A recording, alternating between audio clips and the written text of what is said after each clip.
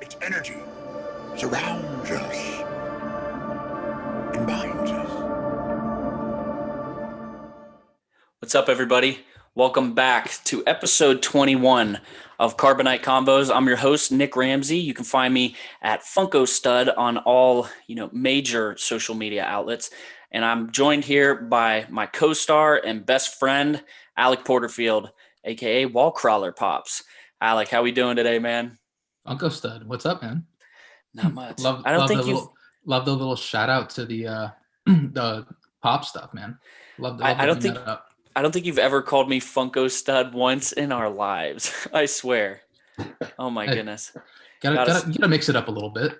exactly. For Exactly. how much Star Wars has switched it up on us in the last couple days, I think it's appropriate we switch it up a little bit too. Yes, sir. So we have a lot to get into tonight. So this is post the Mandalorian season 2.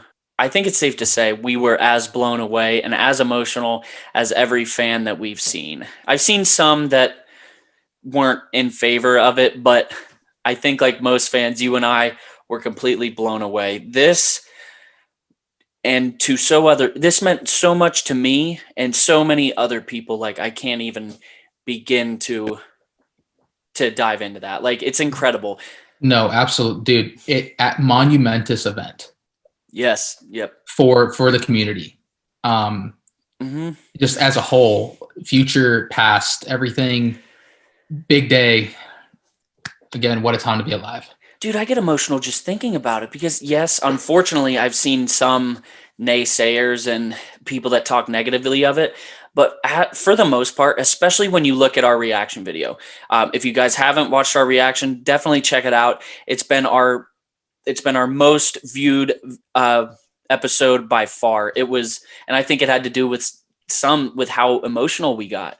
It's about to hit 11. Knock on wood, a couple views away from 11,000, and it feels good to hit that 10,000 mark. No, dude, that's huge for us, man. It was Obviously, we're pretty passionate about this, so you guys giving us the attention that it takes to get the channel bigger. Thank you guys. That really means a lot. So what blew me away more about this reaction was the comments. I can't tell you how many 40-year-old men were commenting on this video because I cried in the video. I know you cried a little too. There were guys commenting like, don't you ever feel bad about crying? I'm 40 years old. I'm a grown ass man. And I was bawling my eyes out for hours over this. And then just more older guys are just commenting like, me too, brother.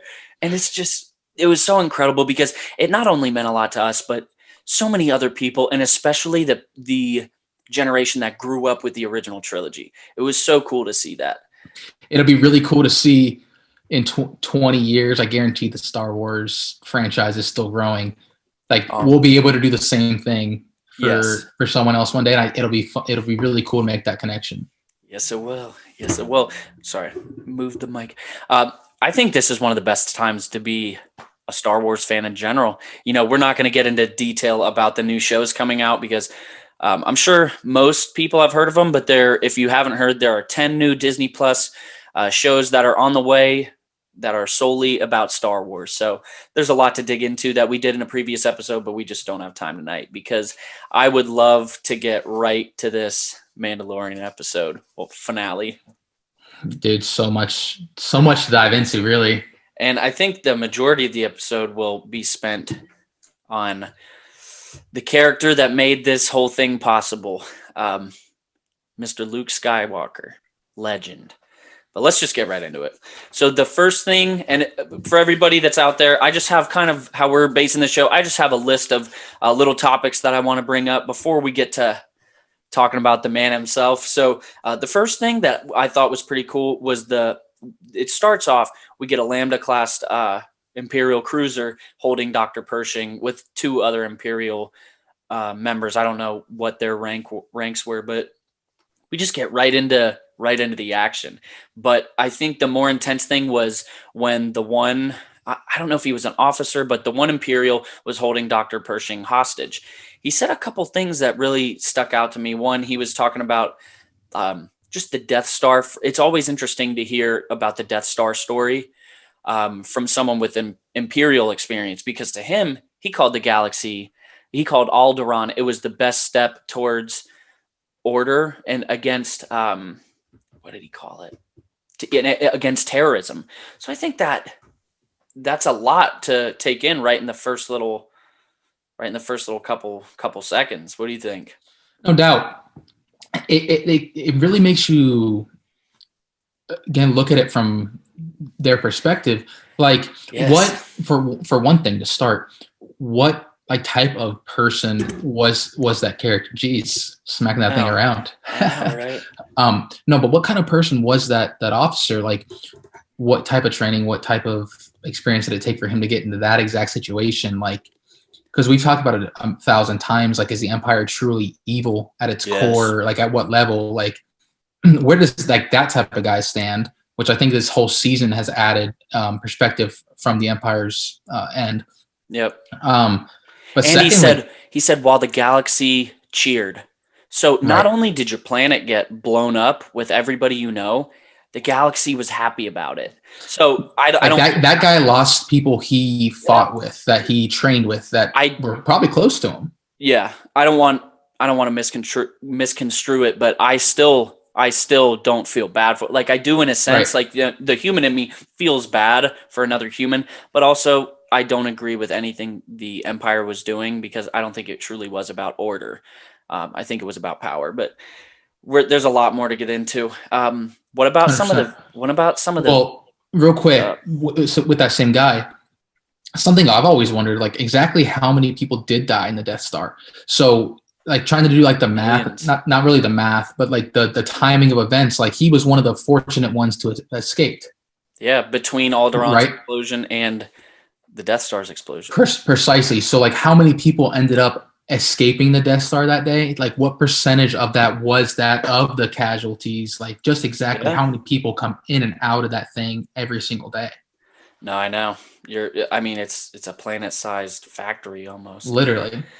But how about, switching gears, how about some of the shots from this episode? We saw a lot that we haven't seen, and that were just like cinematically beautiful. Like, for example, Slave One coming up on the Imperial cruiser, that was so Empire fashion, but it was so badass. My favorite was the TIE fighter coming out of the hangar. We've never seen an angle that cool. It was kind of like a video game. I really liked those two. Well, it's cool because I think that's kind of been a theme all season. Like, example, we saw the speeders, like, that they used on Endor. We saw those from like a very different angle than we've seen them before in different action. It's what I think it's done is it's added, literally, like, it kind of sounds very basic, but it's added a coolness factor to it. You know what I'm saying? Yeah, I don't know the word, but it's more up to date. Right. It's kind of Tokyo Drift-esque. Like, I like that. You know what I'm saying? I like that. Not where we're drifting through the streets, but like just like the angles and stuff like that.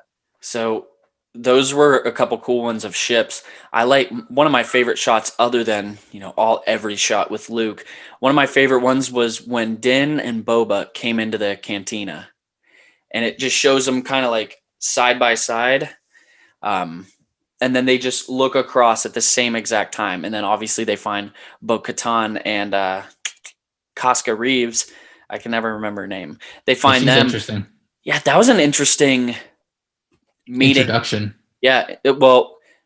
Introduction and just meeting as well. Like that, it got very hostile really quick. And I enjoyed it. We saw a cool little Mando fight between Boba Fett and Kaska, which I think they both got the better of each other, if that's possible. But how about Boba? He said a couple times now that he does not consider... Not that he doesn't consider himself Mandalorian, but he said, "I never said I was Mandalorian." Din, so far, I guess, is the only one that considers him one. I guess. Because he was like, in the tragedy, he said, he's like, what is it? You are worthy of that armor, or something along those lines. Yeah, it's pretty crazy. And then they just start duking it out. Right, but I want to know the events that. Like, why exactly does, like, Bo not like, why does everyone so against them? I think for Bo, it's dude. She lived the Clone Wars, and when Right. she hears his voice, she calls Django instead of your father, your donor. Like Right, but if he's the galaxy doesn't view Django as a. It seems like they don't view him as a good person. He was the donor for all these clones, and I think she thinks of Boba Fett as nothing other than a clone. If that makes sense. that makes me a little mad for a couple of reasons. Because honestly, this was my biggest beef with the thing, so far, and not beef, just like questions. Yeah. Well, obviously, why do they consider Boba this way? But why does Bo, someone who has fought with the clones, fought with people that obviously were close to the clones, and believe in Mandalore so much that you take someone who is now canon a foundling in Django, okay? Now combine that with the clones. Obviously, she had respect for them because they were such a successful army. Combine those two. I don't understand why that isn't seen as a good thing. Well, I think it stems from just mistrust. Like, how would you? We saw the same in Kanan Jarrus. The moment he meets Rex, and I don't remember their names right now, but Rex and the other two old clones that their chips either were taken out or messed up, like he didn't trust them at all because he was the only one that fought with them. So it's he was a Padawan and he was pretty young during all that, but the two people we see not trust them are the people that fought with the clones, even though we know these clones are not evil and they're bad people. The two characters the only two that come to mind right now that we know have fought with them, at first they're very skeptical because wouldn't you be? Yes, but I can understand why like a Kanan wouldn't trust it because he saw the worst of the events. Okay? Yeah. He was fortunate to survive. But Bo has to know that there were some clones that didn't have the issue. Mm-hmm. Right? So she was around. Maybe. I don't know. Maybe. Well, no, but I mean, like, yeah.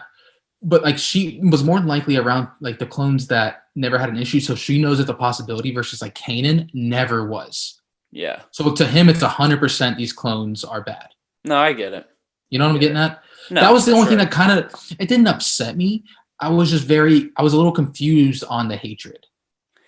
Yeah, I still think it just stems from like mistrust, PTSD, because you can tell she just despises his voice. Right. You know. But getting past that, I think the funny thing that started that conversation is I had to write this down. It says, well, if that isn't the Quokta calling the stifling slimy. I noticed that the second time watching it through, that's like R saying, well, isn't that the pot calling the kettle black?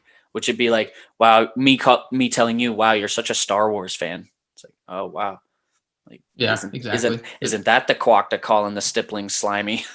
Like, stifling, whatever. I wonder if that's literally just complete gibberish. And then, if he made that up on like Rick and Morty, where it's like, exactly. Gwarp my larp darp. Yeah. Oh my goodness. And then we have Cara Dune saying, son of a mud scuffer. So I think it's cool hearing these other dialects from some of our phrases. It's funny. Speaking of Cara, let's go in. Well, speaking of Bo-Katan, Kaska, and Cara, and let's throw Fennec in there now. Let's talk about that group. How incredible are they? Bro, it's kind of similar to Avengers Endgame. Yeah, but not as many people. You go first, and then because I thought that, but I have some thoughts on that. Here's the thing. Like the Avengers Endgame crew, obviously like super dope, very powerful. Yeah. I don't think any of them would be as physical. It'd take out like Captain Marvel or something. Like I think this little Star Wars crew could take them out. I don't know about take them out because but like, there's some many damage. Dude. But, I'm sure they could. I just kind of got the same vibe from it, like the same kind of energy. Like yes, we got a group of badass women going into wreck it. Yes, I 100% understand. But when I think of Star Wars versus Marvel, like I think it'd be cool to see characters like, the 4 Star Wars women and then Gamora. if you want to do this whole women fight, alien. Yeah. thing. Like, but I don't think they're very comparable, except for like Gamora, I'd throw Black Widow in there. Yeah, definitely. But they're all badass. But I keep knocking over this mic. I put my mic in a new spot for everybody who didn't know. Well, obviously you wouldn't know, but I put it in a new spot, and I've been hitting it all night. So when I compared when I thought of the 4 women against what happened in Avengers Endgame almost seemed to like throw it in your face, you know? Like I saw a lot of women who were they watched it and they were like, okay, that's a little right. Like the intention was there. Badass. I agree. The intention's there. It's really cool, but it's like it's kind of forced. It's forced, exactly. It's forced. 100%. What I like about the Star Wars crew and even the scene in Infinity War, it was just much more natural. You know, it seemed right. It just went together a lot better because when I was watching the episode, you know, we're seeing all this go down, but we see Din split up. We see Boba Fett go away. So you have the 4 women, and it took me a minute. I was like, oh wow, it's all women, and they are wrecking it. They are so badass. Curious if that scene was better because they learned from Avengers. Excuse me. I think it helped. It had to help. But also, it's easier comparing Infinity War and Star Wars. It's 4 characters and 3 characters. The problem with Endgame was it was 12 to like somewhere between like 8 and 12, 13-ish, I'd say. That's a lot. And it's just not natural for only them to show up at the same time. Right. But either way, they still great. End of the day, still great. Yeah. But okay. Yes. I don't know. I want to know how you feel about this. And I almost hit my mic, but I missed it. How do you feel about Sasha Banks's character, Kaska Reeves? I don't know. Not for. Sorry, no. Like I have zero. I have zero attachment to her so far. I don't think she's been prevalent enough. I'm just not. I don't know if she's cool or not. My thing is, she's badass too. She kicks ass. Right. But that doesn't make someone cool though. Yeah, but the character as a whole, I haven't seen much out of her, and you know she hasn't had much time. I get that, and I'm not trying to be judgmental at all because I like her character. I just there's something off about it. I don't know, man. Maybe I guarantee she just hasn't had enough time yet. And she's been in the background a lot. She's not a lead in that little trio. Yeah, and we've seen her try to take on Boba Fett, which I was like, she's the enforcer of that group. Maybe, you know what I'm saying? Yeah. Like she's where was the guy? The backhand. Like where was the guy Mandalorian? I was curious about that. Maybe that they had to leave him out to be an all girl crew. I don't know, but it was just so cool seeing them all together. Let's move on to Din and the Dark Troopers. How cool was that?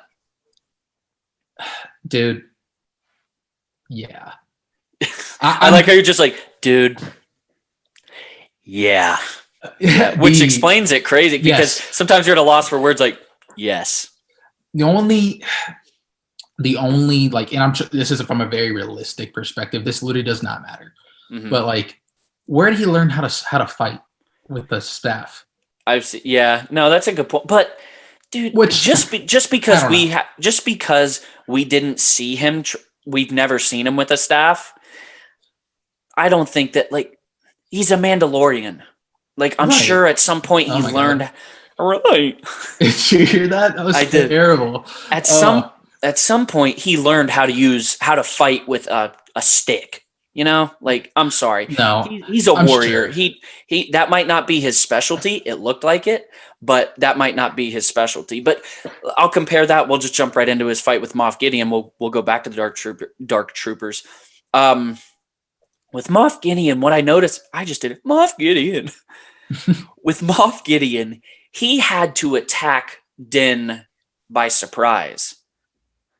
Right. You know, I've seen a lot of people that I was like, you know, he had to do that because because he knew he would most likely lose. So his only advantage is the element of surprise. That's crazy. Dude, it hasn't seemed like Moff Gideon's that good of a swordsman. I wouldn't say that. I wouldn't say that because he seemed pretty cool. He not pretty cool. He seemed pretty decent. Like yeah, he knew what he was doing. He's had the Right. Darksaber. I'm sure he knew he had to get training, and he had to get it somehow. You know. Right. But I think my opinion of Moff Gideon has severely changed in the past 3 weeks. Well, 2 weeks. His character has gone down in ferocity to me. You know, because the second he gets that message from Din at the end of chapter 15, you could tell he's afraid. And then we see him, you know, he went to Grogu because he knew his only chance was to hold him hostage. And I've seen a lot of people say the same thing, that with the Dark Troopers, that's like a last resort. That's why they take 2 minutes. That is a last resort. So he knew, all right, this is it. Break them all out. Dude, I like that you brought up the message at the end of the episode. I'm sorry, what message? From Din to Moff Gideon, where he says, "I'm going to come wipe you out." Yeah. When a villain is enforcing enough, when situations like that happen, you're like, how is he going to defeat that guy? Like, literally how? When Din said that to him, there was literally not a doubt. I'm like, oh, okay, we're going to see this the next episode. Like, he's going to do that. There was no, dude, I don't know how he's going to manage to get that done. He's just going to go do it. Yeah. Oh, man, you make a great point. Because, you know what I'm saying? Yeah, it's from more of a, like, not a historic point of view, just more of a realistic point of view. If you watch any movie, any TV show, they might leave you on a cliffhanger for sure. But you know, all right, it's going to end, maybe not this season, but it is going to end with him getting him back, which is... And I think that's a direct contribution to how good of a character Din is. Oh, yeah. And like you said, how weak Moff Gideon has looked in the last 3 episodes. Yep. Maybe because he hasn't had to go against something as formidable as this. Because in a couple weeks, he's gone against Mandalorians twice. Well, not more than twice. Because he tells the captain of the other ship that, are these the same pirates we've been dealing with? So with Bo-Katan, Kaska, and I can't remember the guy's name. So Moff Gideon knows they're around. But he was so forceful. That's not the right word. He was on edge about it.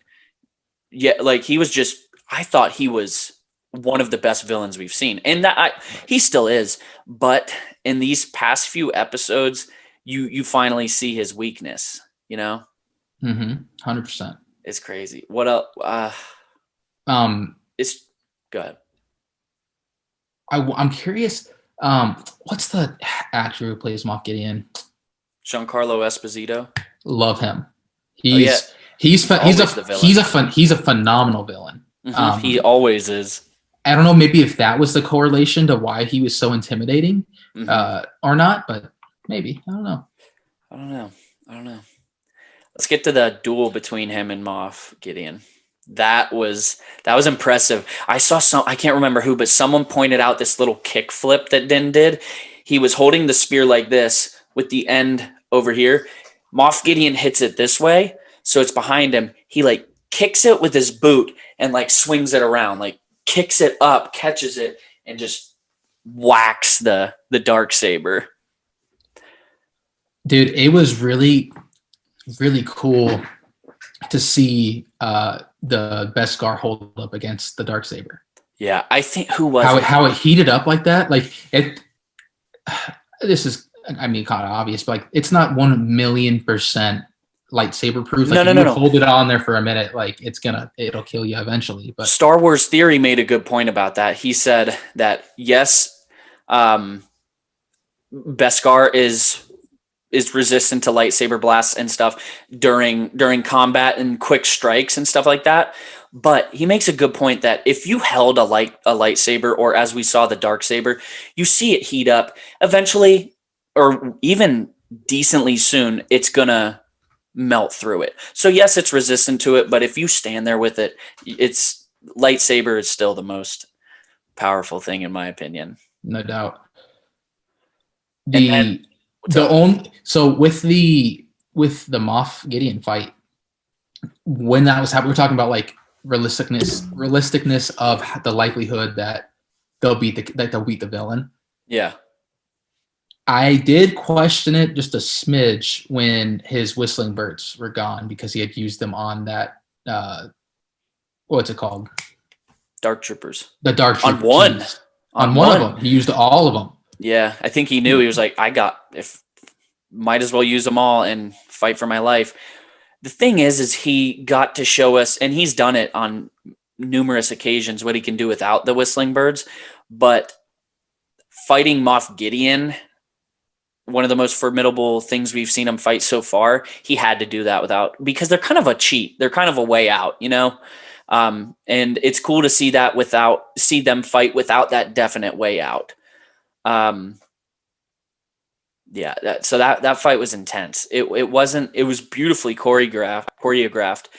It wasn't like the Battle of Mustafar fight, but it's also not as slow as, say, the Ahsoka fight. Right. I thought that was very realistic. Because we're not flipping around and jumping over lava and stuff, and we're also not just ding ding ding ding like. Yeah, exactly. You know, but it was a good fight. It was comparable to a duel you might have seen in I don't know, like a Game of Thrones or a Renaissance type film. Yeah, I'd say Renaissance. What about, let's go back to him against the Dark Troopers. How crazy was that? Like that, those things are nearly indestructible. We see lightsabers can cut through them like that, but bro, if I saw a Dark Trooper walking towards me on fire while he was holding Din up by like his throat, dude, there's not much more scarier. I would have died with some very wet pants. Yes. Definitely. And the only thing that saved him was his Beskar, man, because you just see this you just getting straight punch in the face. Boom. Like so robotic. It's like, oh, that would crush his, if he didn't have that helmet, one punch would like crush his skull. It was nuts. I looked up what they're made of. Apparently it's called Frick. Not Babu Frick. It's Babu Frick. Yeah. It's a Frick with a PH. Frick. From the Moon Grow. All right. From Moon Gromus or Gromus 16. Wow. I don't even know how to say that. Try that one more time. Try that one more time for me, please. It's called Frick. With a PH? With a PH. The material of the Dark Troopers. Let's start over. The material from the Dark Troopers is Frick with a PH from Moon Gromus 16. There's not much canon material on Gromus, so there's nothing to talk about. But it's called the Blood Moon. I'm just going to give you a little golf clap for that pronunciation real quick. Jeez, that was a mouthful. Because it kind of explains. We don't know what yes, we do. It's called Frick, but where did this come from? That it's that indestructible. Like that's up with Beskar. It would have been known about. Yeah, like that's up with Beskar. Like that was impressive. If you go up against a Jedi, it means nothing. But as normal infantry, you can wipe people out with that because there's only like one vulnerable spot, and that's his neck. All right. How about speaking of the Darksaber, Beskar, all this, how about the Darksaber and Bo-Katan? Dude, this is really interesting. Fans that have never seen Clone Wars are very skeptical on her right now. I think fans in general are very skeptical. I think a little skeptical on her. I just have several friends of mine, like I've talked to about this so far, that haven't seen Clone Wars, do not like Bo one bit. Really? They don't. That's interesting. Yeah, it's seeming like she's being set up to become a villain. Oh yeah, it does, and that's what I have written on my paper. Darksaber, Bo-Katan, villain? ? Emphasis on the like the uptick at the end of villain. So villain. But I don't know. It's hard to say because I think it could go either way. But I saw someone make a great point. I can't remember who it was. I wish I could remember, but I see so many tweets. Moff Gideon is about to be in prison. So where he could be tortured, anything like that, because we've seen that the good guys aren't above reproach. They do some questionable things too. And I'm sure they'd do that to get information out of Moff Gideon. So Din could give him the choice and say, look, you can either be killed or tortured in prison, or I can give you this Darksaber, and Bo, you guys can duel it out. Moff Gideon, you can fight for your life and escape here, or you can die slower. So it kind of gives them a reason to fight. I would love that. I would love that. Because then it goes against the tradition. Because I understand Din can't give it to Bo. Even though Sabine did, it's clear that Moff Gideon knows she had to have in some way not done a good job, or people didn't take her rule serious because she didn't earn it. And like he said, it's about the story, not the weapon. And there was no story. So maybe that's how Moff Gideon was. Hold up just a sec. Let me get this whole thought out.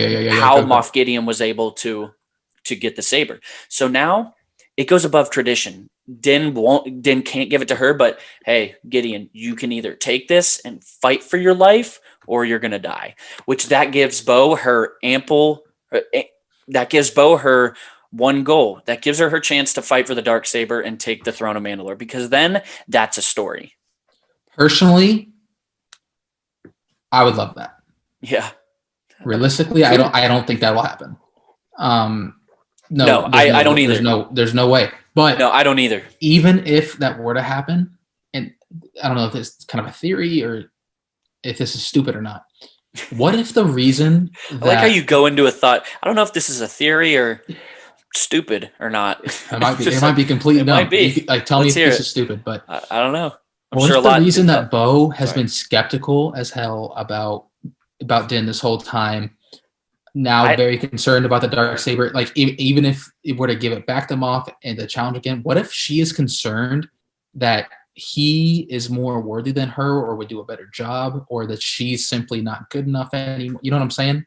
Oh, I think that's a big possibility. She's blaming.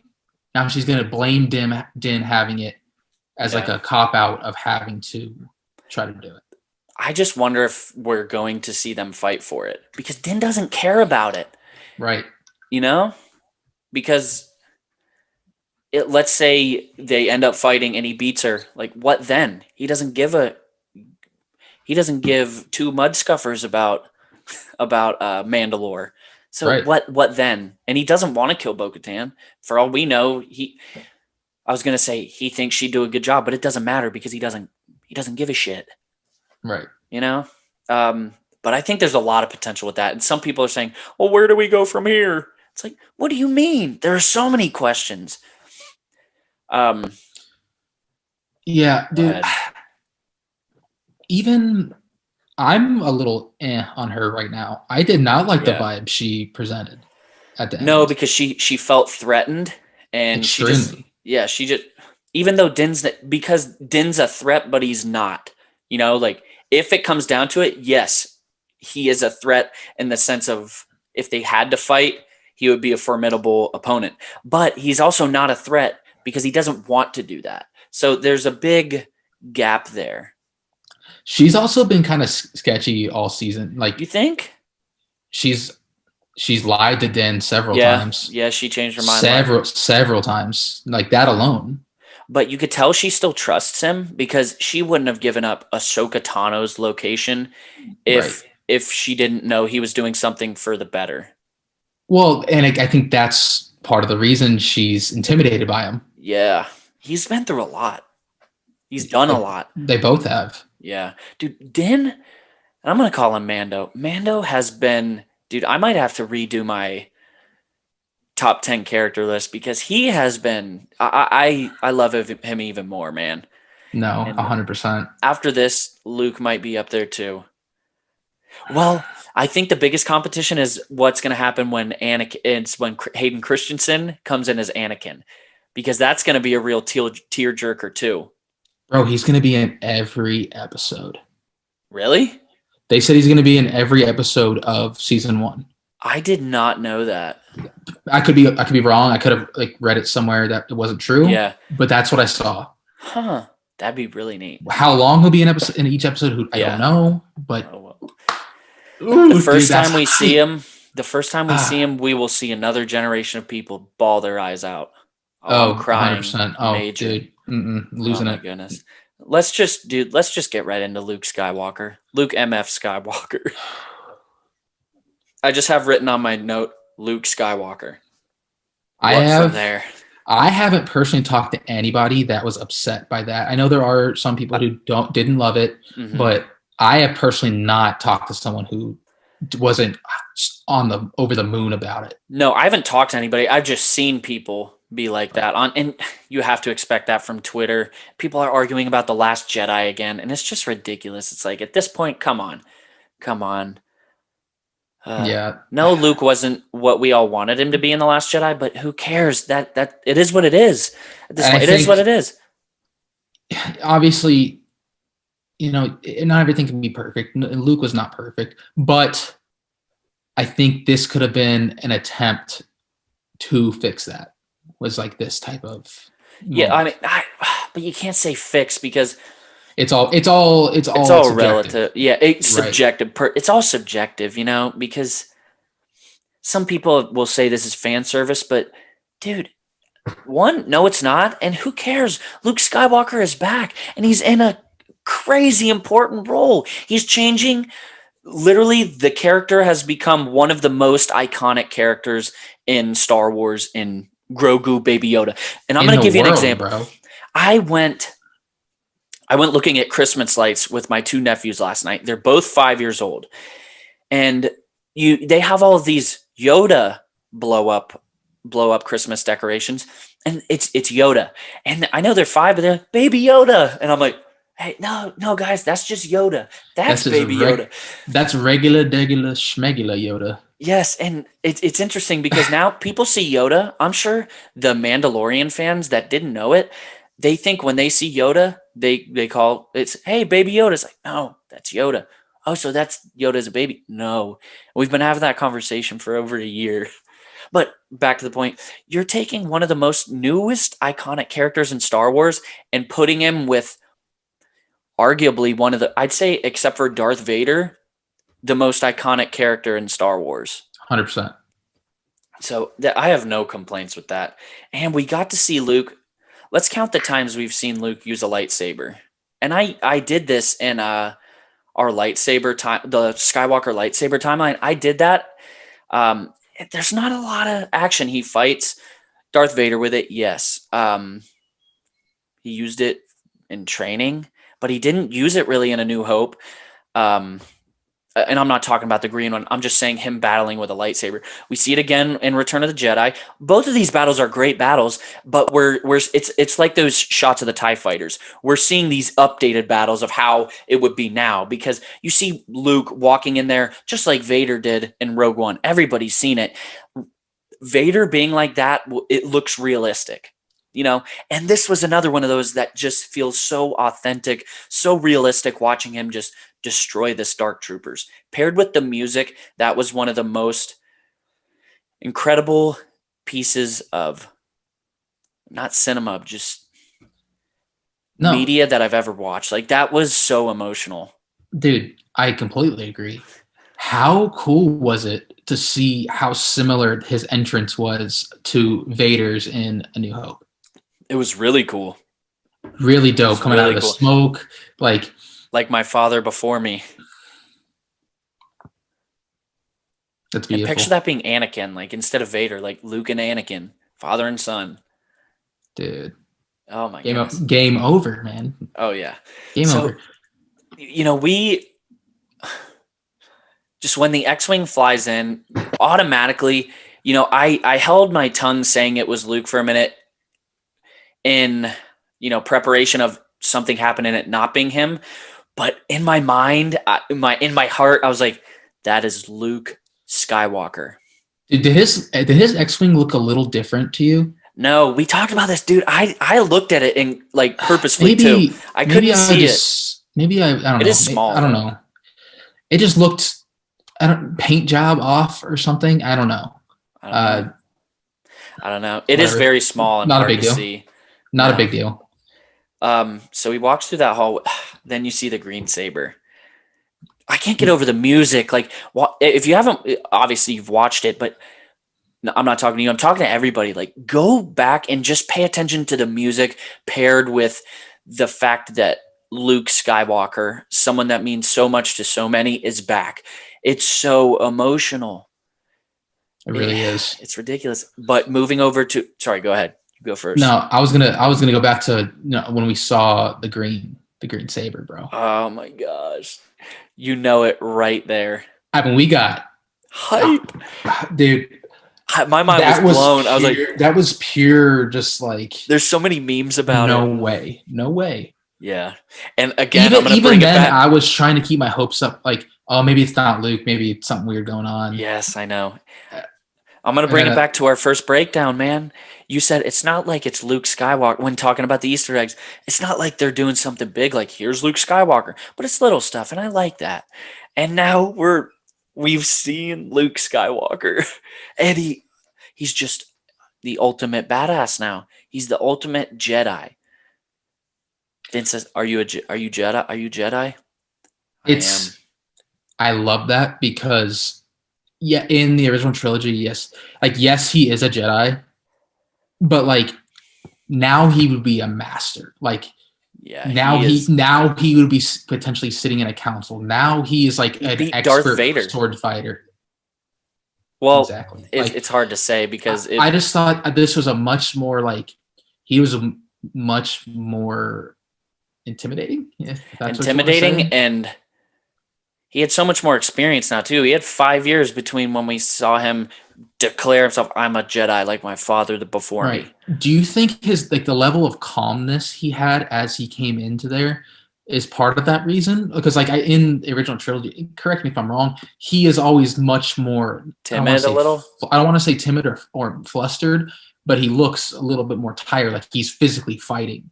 Yeah. Now he is just walked through it. Wham, boom, done. Well, I think one thing to notice is just how his skills how far those have come. Because I remember seeing this little frame-by-frame shot. He has a lightsaber, and at the same time, he's blocking a shot low on his lightsaber and high. So he's sitting there, and you wonder, like, why is he only blocking, like, it's like pew, pew, pew, pew, pew, pew. But it's really, like, these bullets are coming at the same time, and he knows, if I put it here, he is skilled in every way, including the Force now, because my first thing that I liked was he just pulled one right to him and just slashed him. It was so cool. What's really interesting is if you look at things that like people who are very successful at what they do, okay?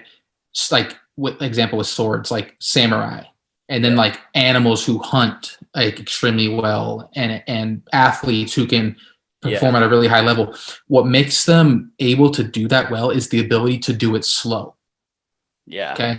So like a samurai fighting one-on-one, they can make slower, more precise movements versus like Luke in the original trilogy is more like rushing there, like now it's just very slow and precise and chop, swing. Like, you know what I'm getting at? Yeah.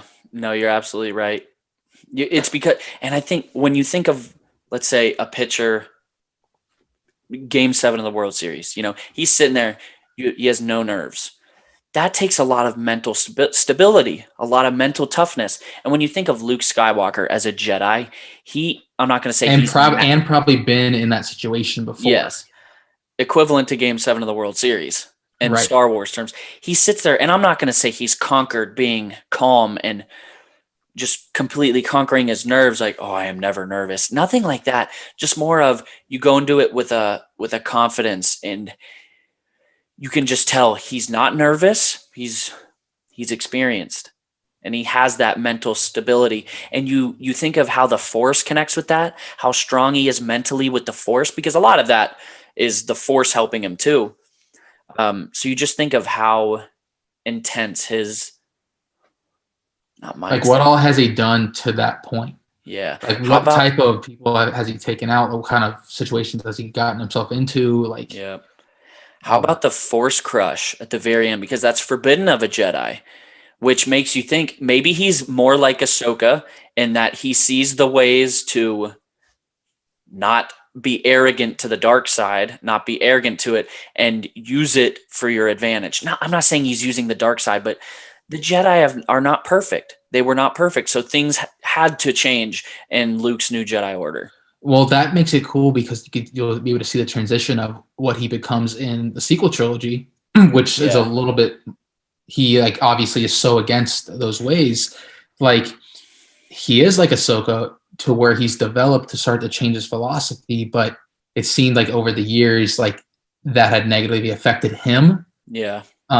But he's at that point where it's early on and he's still young and strong and nothing has negatively changed him yet. He's continuing to grow. You know what I'm getting at? So powerful, man. So powerful. That Force Crush was awesome because we're sitting do you there think do you think the only reason he did it though is just because it wasn't a human? Yeah, I saw that too. Which we saw Anakin and Mace Windu do that to Grievous, and not the Clone Wars on Disney Plus, the really old one, the original Clone Wars, the cartoon one. So it wasn't against the Jedi way to do it against droids. So that also is a droid, so that helps his case a lot. I don't know.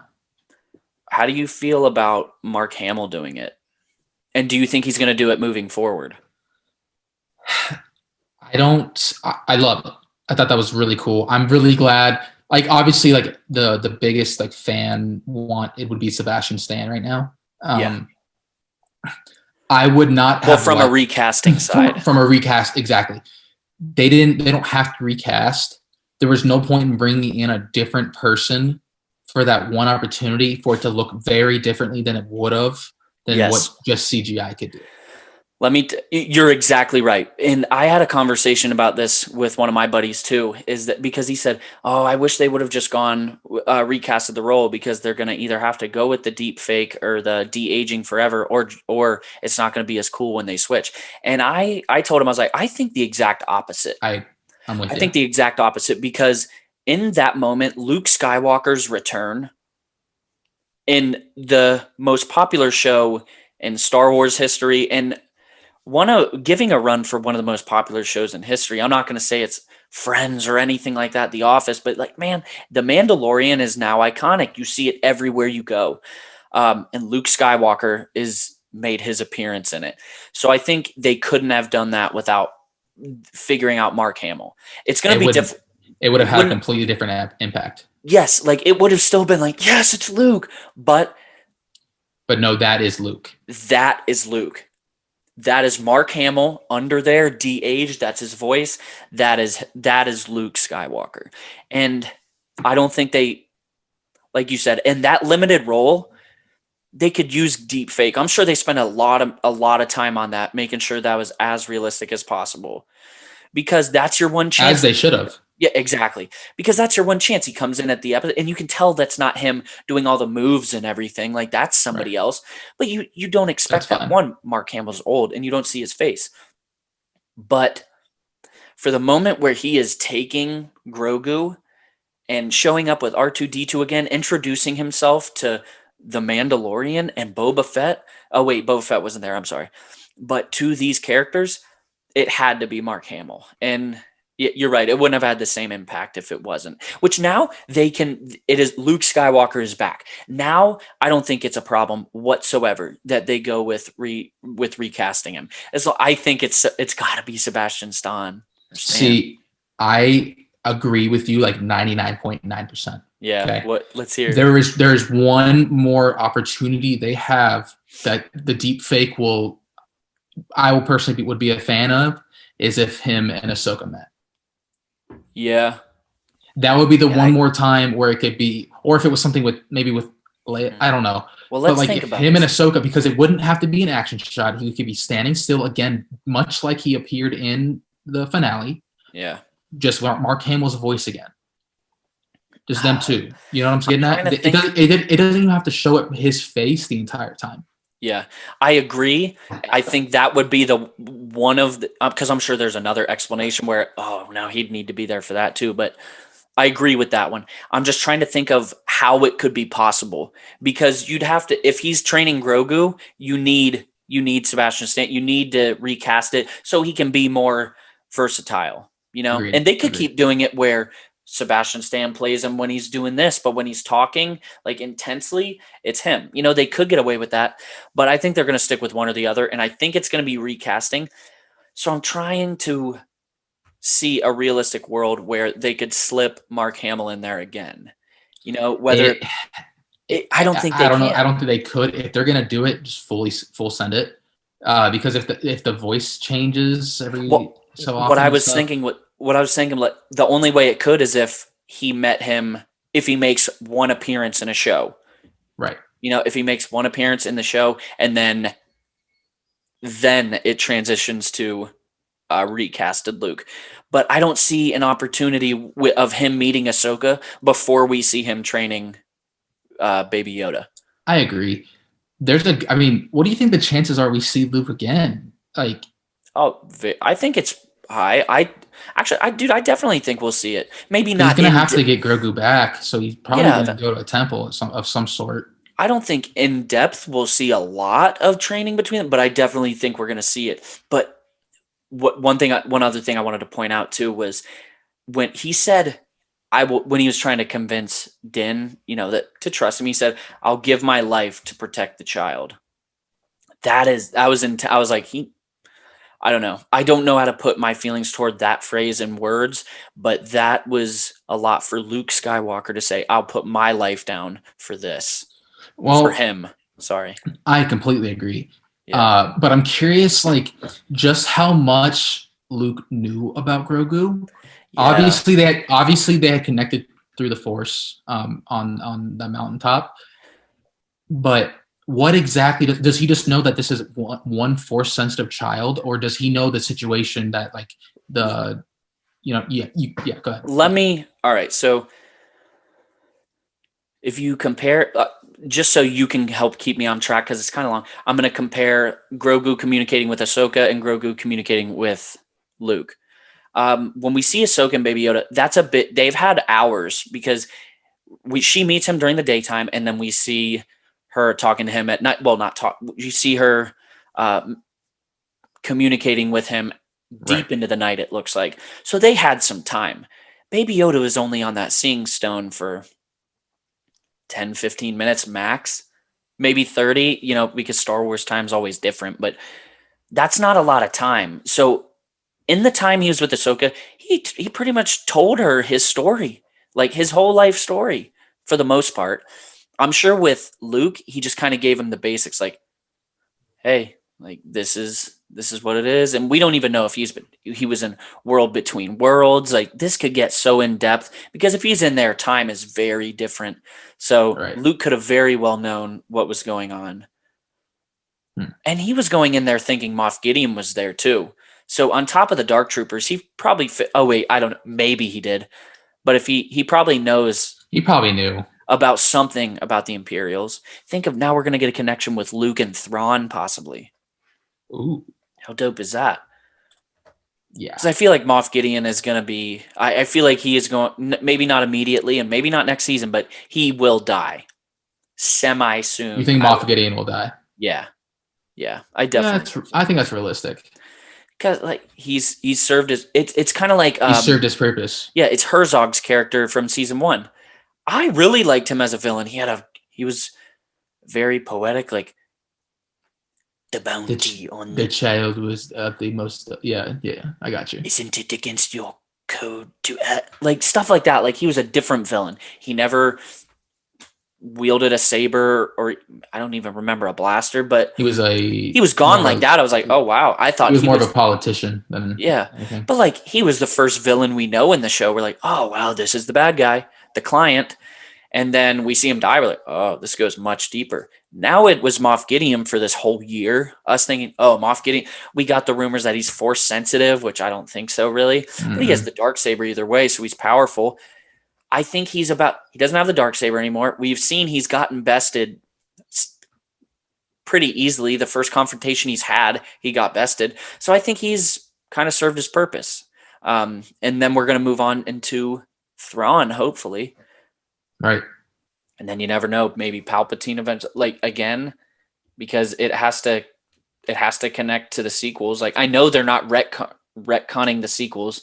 I see people saying they're doing that. They're not retconning the sequels. They're making it connect more. So eventually we're going to have to, if this show keeps going on, we'll probably have to see Palpatine.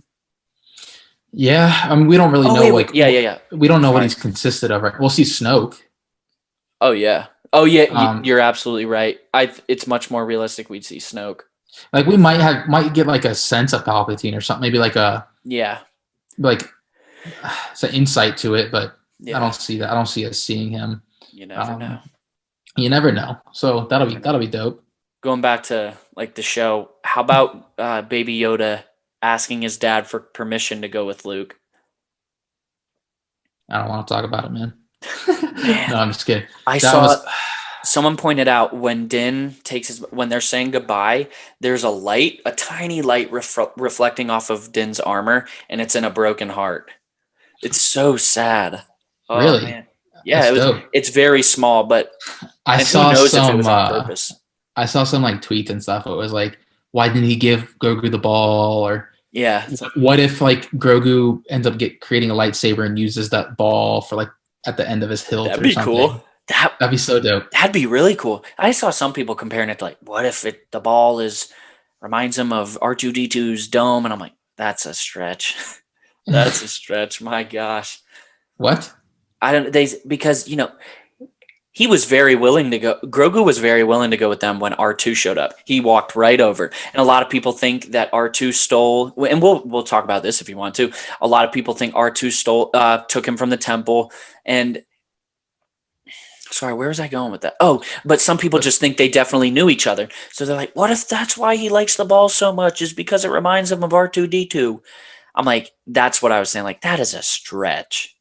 There's no way. See, it's that's a ball. A good question. Dude, it's a little ball. Come on. No. That brings up a good point with him and with Grogu and R2. Like, he was very willing to go with them as soon as he saw him. I'm curious. We'll never know, probably. Like, what exactly was that conversation? But we'll never. That's one of those things you've talked about. It's all left for interpretation. For me, this might be a stretch, and this might be like a fairy tale type of thing. But how cool would it have been if R2 said something along the lines of like when he rolled up, hey, like Grogu, like called him by name, like that immediately would have been like Grogu, like I know, like you know what I'm getting at? Yeah, that would have been cool. Maybe Luke also knows so much about him because R2 has probably run into him a decent amount of time. Dude, you forget about exactly how much R2 knows, bro. That's why he's my number one, man. His memory has never been wiped. That's insane. Dude, I love R2. But think of how R2 could say something to Grogu, but there's no way Grogu could say something to him, because it's not like R2's force sensitive, and that's how he's communicating with people.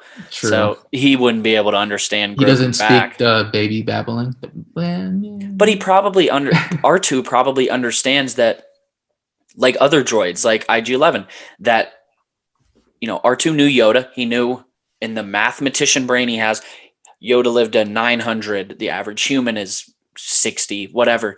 So he knows that this species they age a lot quicker. So a lot slower. So R2 has to know, like, this is still a baby, if that makes sense. Like, he's still a baby. So he doesn't, maybe R2 doesn't expect to understand him or expect an answer back, because it's like seeing a baby again for the first time. Like, I don't know. It's a good point. R2, do you think he took him from the temple?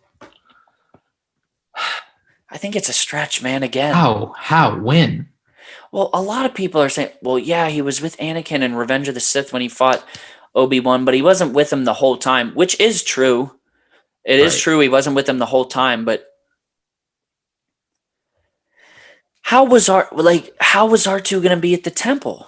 Also, how did R2 found out about that? Like found out about what? About like Order 66 and all that. Like, I don't understand how there would have been any time in between those two moments. Yeah, how would R2 know what's going on? Right. Because he's getting traumatized watching Anakin do all this stuff, if he sees it, but Anakin tells him wait with the ship. He never sees him again. So it's like, what is going on between here? Like, I don't know how to explain it, but I can't picture a scenario where R2 was at the temple during Order 66. Just being realistic. You can find ways to explain how it's plausible, I get, but I don't see a scenario in R2 when R2 is at the temple. No, I would have to say my best guess would be the librarian. What's her name? Jocasta Nu. Jocasta Nu. Thank you. I struggle with some names sometimes. No, no, that would. I mean, that's the safest bet, I think. And yeah, like if that's what happened, then I'm fine with that. Pretty much any Jedi. I don't know, because they can still have plenty more Jedi show that survived throughout Order 66, because there were 10,000 Jedi during this time. There's no way they all got killed. And what is it, like 5 or 6 Jedi, 5 to 10 Jedi that we know of that survived? They could easily put more. Oh, dude, they made a video game and added one. Exactly. Like, we could added 2. Well, no, the master died. Sorry, the master died. The lady. She survived as well. Right. And the villain in it. Well, they were Inquisitors, so. No. The guy, the gray-headed dude. No. On Dathomir. Oh, yeah. He was also a Jedi. You're right. But, like, they could easily make more. And what if we get a whole new character because that's another question, is if we'll ever find out who took him from the temple. But we could be introduced to a whole new character that knew Grogu's significance and might still be alive. But he knew the best path was to let him be. Put him somewhere. Actually, I take that back. Didn't Jocasta Nu die in Clone Wars? I don't think so. In season 7? I don't think we saw that, because I've seen a lot of people theorize that Jocasta, like a lot. So there's no way everybody made it wrong. Maybe I'm wrong. I could be stupid. I don't know. I'm probably stupid. It's okay. Probably dumb. All good. Oh man. Yeah, I'm sorry. What were you saying? I don't even remember, man. This episode blurs together so much, but it really does. It's incredible. I don't know. Are you a fan of them adding more and more Jedi to those who survived Order 66? Yeah, but there has to be a limit. Right. There has to be a limit, but I don't think they'll go too big, because they'll only introduce one every few years, maybe not even that much. Because the last one we got was Cal, so who knows when we're going to get the next one. Between that, it was Kanan. So I don't know. As long as they do it every once in a while, you know what I mean? Right. Like for a series or like here and there to make it connect. It has to be in a very crucial part where it connects, you know? Right. Or just its own story, like Cal. It would just bring up the question, like, if there's 60 Jedi that survived, like, where have they been? They were all terrified, man. They probably a lot of them might have shut themselves off from the Force. Ahsoka tried. Mm-hmm. Like, she had to cut herself off from the Force. Damn. That's nuts. Yeah, it's weird. Let's get it. Oh, Mando Monday. We are recording this on Monday, December 21st.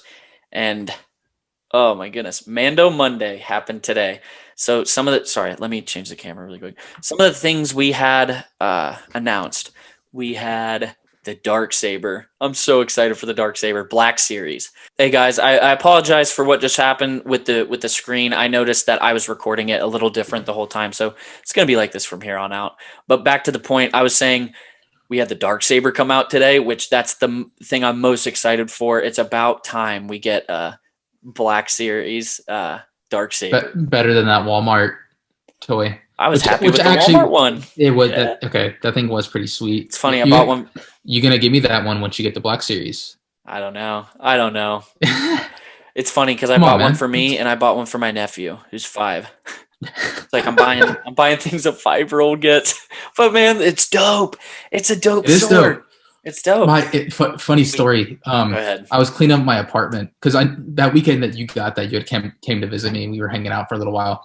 Yeah. And my roommate, we were kind of cleaning up after you left, and the box of that you had left it like next to our trash can. Yeah. And we were just picking things up, and he's like, "Oh, this Star Wars lightsaber box that Alex leaving and hanging around. Like, we gotta get rid of this stuff. And I'm like, oh, that's not mine. He looked at me, he goes, you're telling me that this isn't your lightsaber box? I do not have a lightsaber. This is yours. I'm like, no, it was my buddy's. It was just really funny. It's kind of an inside joke between the two of us now. Oh my goodness. This is your lightsaber box. I don't have a lightsaber. That's fun. Oh, that's not my, it's like, yo, who made this stain? Oh, I didn't do it. That's not my lightsaber box. It's not mine. Right. All right. So we have sorry. No, it's just like, he doesn't It's like funny. collect or anything. No, I get it. Like, this is obviously yours. Like, Yeah. Out of the two of you, there's Right. no shadow of doubt. Right. But we had the Darksaber. Awesome. We have Yes. the new Boba new Fett Boba helmet. Ooh, The clean Boba Fett helmet. That was nice. that's That dope. was really nice. We have And Slave One. Slave One, which is really cool. Really Agreed. cool. How about in? But I have speaking it. of Slave Sorry. One. Speaking of Slave One, they showed the inside of the cockpit for the first time. Oh, yeah, that was that dope. was really cool. That was like really a gyroscope or whatever it cool. is. Yeah, that was interesting. I'm sorry. Get back to what you're saying. Just had to That throw was that good. out I was there. just talking about Mando Monday. There was some really cool stuff announced. Was there anything else? Not that I can think of, man. Yeah, not that I think. We have a cool. How about that IG-11 pop? It didn't get announced today, but the IG-11 with holding Baby Yoda with that shirt. And That's then dope. the remake of the Moff Gideon that the Yeah. Darksaber clothes. That's sweet. That's I'm really just cool. mad that it came with a shirt. Well, I'm sure a lot of people like the shirt, but personally, I don't want a Moff Gideon It's shirt. a cool It shirt. is, I yeah. just don't want to also have to buy a shirt. Like, Yeah, I just want the glow in the extra dark pop. $10. Yeah, Right, 100%. I'll buy it for $15 from Target. I just don't want to spend $30 and get the shirt Right, just for a glow in the dark pop of pretty much a remake of what we have. right. Oh goodness. But yeah, so there was those. Any other? We have, this is kind of old, but we have the Mandalorian with his gun shooting up with glow in the dark exclusive. Yep, I think So that's cool. There's another one that I know I'm forgetting about. You think we're gonna get any more Baby Yoda pops? Oh my goodness. We're gonna have to get one that with a box that says Grogu instead of the child. Yes, but we're also, how dope would a scene be? Idea. 10 pops from the Mandalorian that they need to make for a video. Everybody, be on the lookout for that. Me and Alec are going to record that exclusively for YouTube within the next 3 or 4 days. We have to get that recorded because I already have a couple ideas. Oh, 10 Funko Pops they should make for Mandalorian Season 2. Season 2? It's Yeah. restricted a little bit. Yeah, definitely. Because we have the main ones from Season 1, but let's go Season 2. This is going to be a fun video to make. I What agree. else? Let's do it. All right, so let's leave it up for question. You guys can watch the video if you're that curious. Mhm. What's some other stuff that came out that we can talk about before we let the people go? Nothing crazy. I knew you made that video of the Luke and Leia training 2-pack. Yes, I did. Make sure you guys go check that thing out. Those pops are dope. Let me tell you that much. Those are dope. Mm-hmm. They're really cool. There's not enough Leia stuff out there, man. How did we not talk about this? We've talked about it before, but now it's confirmed that it's Luke. It is 100% in my headcanon that the scene in Rise of Skywalker, that was the scene that Grogu reached out. I mean, dude, that would make sense. I know They it's a have pretty like That might be. believable theory. I don't want to say people. I don't think it'd be fan service, but I feel like some people could see that as that. But I think that'd be an awesome connection. Right. Because what is the perception is that it's something with, like, they don't really go into I don't know. it. Like, it's something with Leia, maybe? Like, The way we could see that idea canonized is if Luke is explaining to someone, Grogu, somebody, how he felt his presence. You know, if somebody's like, well, how did you know to go find him? That's when he could say, I was training with my sister. Like one brisk night, I was training with Leia. Well, he just goes into it and you could tell that it's the scene. They could canonize it pretty easily. And they could make it kind of discreet to where you'll notice it if you're paying attention for it, but also if you're the above average fan who maybe wasn't paying attention but realized it. You know what I mean? 100%. Yeah, but I can't believe we didn't talk about that. I definitely think that happened. I hope it does. I think that'd be really sweet because right now it's just him like, oh Yeah, like for no reason. They just got but bested they both whipped their Yeah. shields up, and it had to have been it might have been like, hey, you beat me, but or it's like, Mm-hmm. oh shoot, there's a little 50-year-old Baby Yoda out there. We gotta go save. Then that begs the question. Maybe Leia, well, not question. An explanation would be Leia didn't go because she's, more politician. She didn't have the time, and maybe Luke's like, I got this. Right. I'm Luke. Right. Because obviously she was ready to fight because she bested Luke. Yep. So She was. Dude, George Lucas had said that eventually he was going to make Leia the chosen one. So she's powerful. Sweet. She's powerful. Yeah. What else? What else is there? Are we forgetting anything? I don't know, man. I'm just so happy with season 2. Yeah, that was one of the best moments in Star Wars. It really was. Dude, it's up there, man. Yeah. And we got to see that. We got to see that live, man. Together. Yeah. Yes, we did. What's cool about that too is, it meant a lot to the hardcore fans, yes, and it meant a lot to the not hardcore fans. They're like, oh, Luke, that's awesome.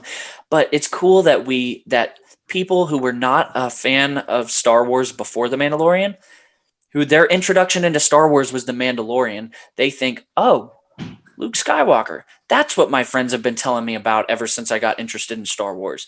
Luke Skywalker, he's in this. Right. And it's cool that we get to experience that with them because anybody who watches The Mandalorian is going to go back and watch the movies now. They might not all watch the show, but I would have to assume that if your first intro into Star Wars was Mando, you're going back to, and you enjoy it, you're going back to watch 9+ movies about it. Right. How good of an introduction is that though? Like, I hope they're not underwhelmed. Exactly. Like, for like the sequel trilogy, like if that was your introduction, I feel like you have a completely different mind. In most cases, I feel like you have a different mindset on what like Star Wars means to you. I guess it's the same with us with like the prequels and people wanted the original trilogy. Like people introduced during The Mandalorian, that's going to be the core of their Star Wars fandom. Yes, kids growing up with The Mandalorian right now. Right. Someday, and Star Wars came out in 1977. That was like 50 years ago. Almost 49 years ago. No. Yes, the 50. Oh, wait, 50-year anniversary was Lucasfilm. I'm sorry. Yeah, so 43 years since the movie came out. There you go. 43 years. In 40 years, kids that grew up on The Mandalorian, little 10-year-olds, when they're 50 years old, dude, they're gonna see Luke. They're gonna see Din, Baby Yoda, and Mando. After having old man Din. They're gonna have we're seeing young Luke. They're gonna see a younger Din, like, there he is, the iconic character I grew up with. He's back. And I don't know. I don't think it's ever been a better time to be a Star Wars fan. I got goosebumps, bro. You got some hair sticking up there, buddy. Dude, I got goosebumps, man. That was so poetic, man. So beautiful. Oh man. Star Wars. It'll bring it out of you. There was one dude that commented on our reaction in a funny way. He said, man, I love how the dude on the right doesn't stop talking. Then right when the green comes in, they're speechless and then they start crying. I love it. That's Star Wars for you.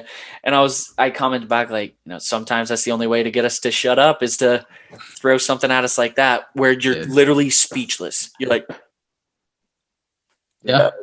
All you can say is, oh my goodness. Oh my gosh. No way. That's all you can say because you can't explain it in the moment. Dude, I went back and watched us freak out when we saw the saber. I've showed people, like, they're like, yeah, and people, well, specifically my dad. I showed him because he hasn't watched the episode yet, so I just showed him our reaction of us like sitting there like. And for those of you who are listening to this on a podcast platform, I was just doing the facial expressions we made. Didn't want you to think we had a technical issue, but man, that was right when we saw the green saber. That was the moment. That's the moment. You're like, holy mud scuffer, Dank Ferrick. This is Luke Skywalker. They're using Dank Ferric so much now. So much. Well, it's comical. Like, honest cursing makes things funnier. Funnier and also like more intense. Like, shit. Like, can I mention, like, have we heard I have a bad feeling about this in this series at all? I don't think so. Didn't they say I have a good feeling about this in that scene? The original, a good feeling about this in the original episode with Mayfell when they assemble a little team. I don't know. I can't remember. Maybe I'm wrong, but if I remember at some point, I think they said I have a good feeling about this, and I was kind of chuckled or something like that. There it is. Like, yeah, no, I don't think they've said I have a bad feeling about this. I don't think so. They need to do that. It's a classic. They've had R2 in there now. They got to throw in C-3PO and I have a bad feeling about this, and that'll be it. That'll be it. R2-D2 is back. And it didn't even come to your mind that if Luke's back, R2 is going to be with him. You're just focusing on Luke, and then they hit you with it again, and the more tears start flowing. Yeah, I can't wait. They had to have operated the system of that ship somehow. So yeah, R2 was much needed. R2 saved Grogu just as much as Luke did. Yeah, dude, I can't wait to make this pop list. I can't wait to make this list and just think of the pops. I have like 4 of them right now. Oh, dude, right off the bat, you can think of some. Oh, I can think of some plenty just from the last episode alone. Mm-hmm. Goodness, yeah. Everybody, be on the lookout for that one because that's going to be good. That's going to be good. I can't wait to make that. And we also have the series coming out of 10 pops from each movie, each TV series that they need to make. We were doing that as a separate series for the YouTube channel. And also, I think we'll put that one up on the podcast platforms too. But we just haven't got around to making it. But I think this is the kick in the butt we needed, that Mandalorian's coming first. I'm excited. All right. You hear the dog right now? I do not. I don't hear. That's good. But now I do. Jeez. There he is. Jeez. No, I won't edit it out. Give it a little. That's for you, for the viewers. That's Rookie. He gets feisty sometimes. Just kidding. Yep. He's a good boy. Jeez. Yep. He's a good boy. So, is there anything else we forgot? No, dude. End of story, man. That was a great way to wrap up season 2. Yeah. It was, in my opinion, done to perfection. I would not have changed much of anything that's unrealistic to change. Like, yeah, I don't see how anyone could have done a better job.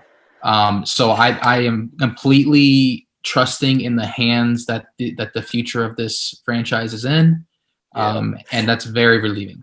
We didn't talk about the Boba Fett show. Thinking about the hands of it, we have the book of Boba Fett, produced by Dave Filoni and Jon Favreau, in addition to season 3 of The Mandalorian.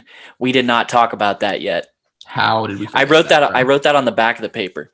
Book of Boba Fett. I also wrote down, I saw this, that on the throne, it's, around the arc of the throne, it has lettering, right?